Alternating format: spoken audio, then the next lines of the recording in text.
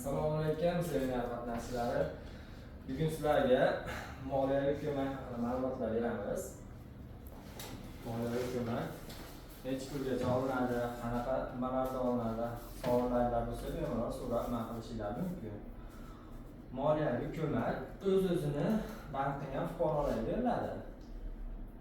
100 million so'mgacha garov evaziga maqsadsiz mashina, noturar binolar qo'shinglar bo'laveradi.